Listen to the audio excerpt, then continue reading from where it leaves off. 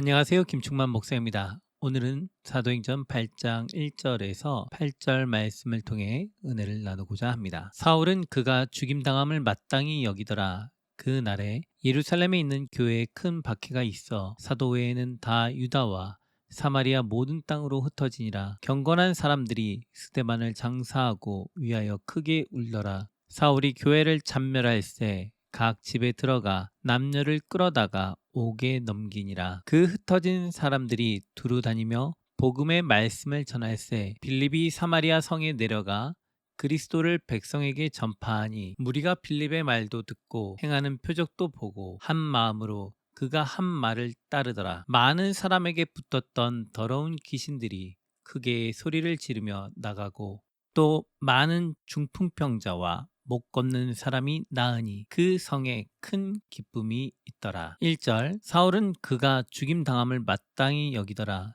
그 날에 예루살렘에 있는 교회에 큰 박해가 있어 사도 외에는 다 유다와 사마리아 모든 땅으로 흩어지니라. 사울이란 청년은 스데반이 죽는 것을 마땅하게 여겼습니다. 그래서 많은 기독교인들을 향한 박해가 본격적으로 시작되었습니다. 기독교인들이 모여서 함께 모이며 함께 찬양하고 기도한다면 참 좋겠지만 어려운 상황이 생긴 것입니다. 그것은 그리스도인들이 예루살렘을 떠나 각자 신앙을 위해 유대와 사마리아 지역으로 흩어졌다라는 것입니다. 오히려 그 흩어짐은 좋은 현상이 되었습니다. 많은 지역에 있는 이들에게 주 예수 그리스도에 대한 복음이 전파되기 시작하였다라는 것입니다. 오늘날 한국 교회가 겪는 어려움도 이와 같을 수 있습니다. 모이기를 힘쓰며 한 마음과 한 뜻이 되면 제일 좋을 수 있지만 상황이 여의치 않아 모이지 못하고 흩어지게 된다면 각자 개인의 처소에서 기도하며 예배하며 주님을 전하며 예수 그리스도를 전할 때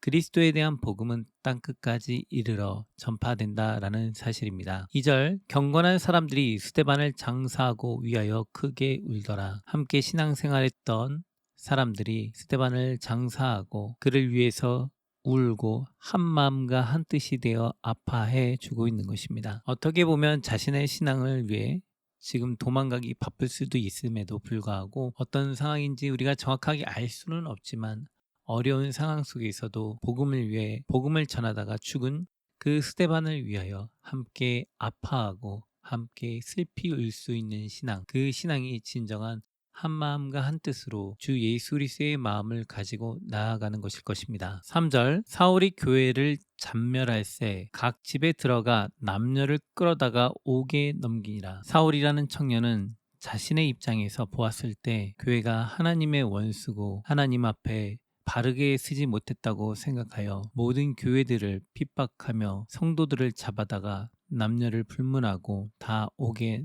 넣었습니다. 이 사람은 매우 뜨거운 열심으로 본인이 생각하기에는 하나님을 잘 섬긴다고 하였지만 결국 하나님을 섬기는 것이 아니라 자기 열심을 위하여 자기가 스스로 하는 것뿐입니다. 타인의 고통이 마치 본인의 의로움이 되는 것으로 생각한다면 하나님 사랑과 이웃 사랑의 입장에서 보았을 때 옳지 않은 것입니다. 나의 신앙을 위하여 나의 개인적인 열정을 위하여 누군가를 아프게 하고 힘들게 한다면 그것은 복음 안에서 하나님의 말씀 안에서 온전히 사랑을 시행하지 못한다라는 것입니다. 지금 사울이 잡아들이고 있는 사람들은 살인하는 사람들도 아니고 도둑질하는 사람들도 아닙니다. 주님의 복음을 믿었다는 그 이유 하나만으로 소환되어 끌려가는 사람들입니다. 그들이 정통 교리에서 벗어났다면 그들과 대화하고 토론하며 그들의 교리를 바꾸면 될 터인데 스데반과도 예수님과도 또한 주의 제자들과도 대화를 하고 교리에 대해서 이야기하는 것이 아니라 자신들의 주장이 옳다고 주장하며 상대방의 주장을 듣지 아니하고 그들을 죽임으로 자신들의 의로움을 나타내려 하는 것입니다. 이러한 모습은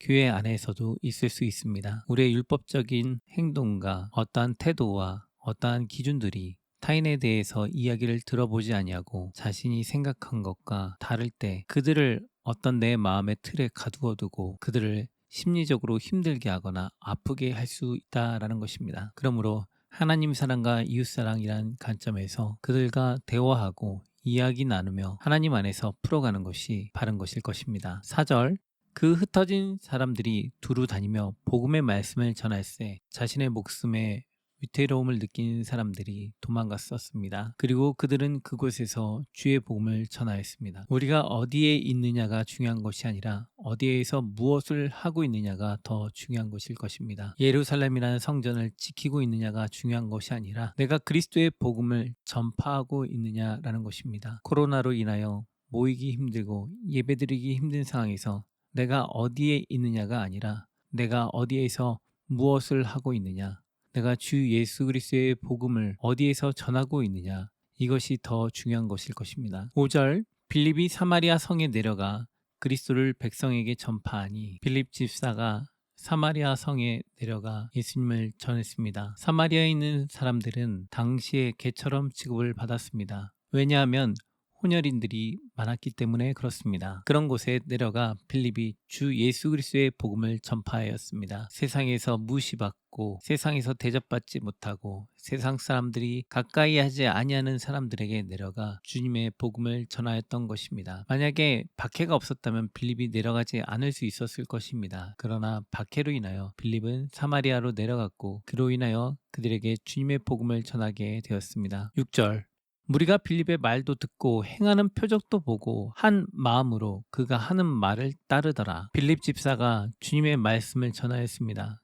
그리고 하나님께서 기적을 행해 주셔서 빌립 집사의 기도를 들으시고 표적을 나타내 주셨습니다. 그래서 그들은 한 마음과 한 뜻이 되어 예수 그리스도를 믿고 섬기게 되었습니다. 7절, 많은 사람에게 붙었던 더러운 귀신들이 크게 소리를 지르며 나가고 또 많은 중풍병자와 못 걷는 사람이 나으니 하나님께서 빌립 집사에게 능력을 주셔서 많은 사람들에게 붙었던 더러운 귀신들이 크게 소리를 지르며 나가게 되었습니다. 또한 많은 중풍병자와 못 걷는 사람들이 낫게 되었습니다. 현대의학으로도 중풍병자가 회복되기 쉽지 않습니다. 못 걷는 사람을 걷게 하는 것도 어렵습니다. 또한 정신적으로 힘들고 어려운 사람들을 치료하는 것도 어렵습니다. 또는 귀신 들린 사람을 치료하는 것도 어렵습니다. 그러나 주께서 은혜를 주시고 기적을 주시니 주 예수 그리스도를 믿으라고 이런 일들을 행해 주신 것입니다. 복음을 위해서 기적이 존재하는 것이지 기적을 위해서 복음이 존재하는 것은 아닙니다. 주님께서 이러한 놀라운 기적들을 통하여 사람들이 예수 그리스도를 믿게 되었습니다. 그러므로 우리도 주 예수 그리스도의 복음을 전할 때 이러한 놀라운 기적들이 일어나게 해달라고 지속적으로 기도하며 주의 복음을 전하게 해달라고 해야 할 것입니다. 8절,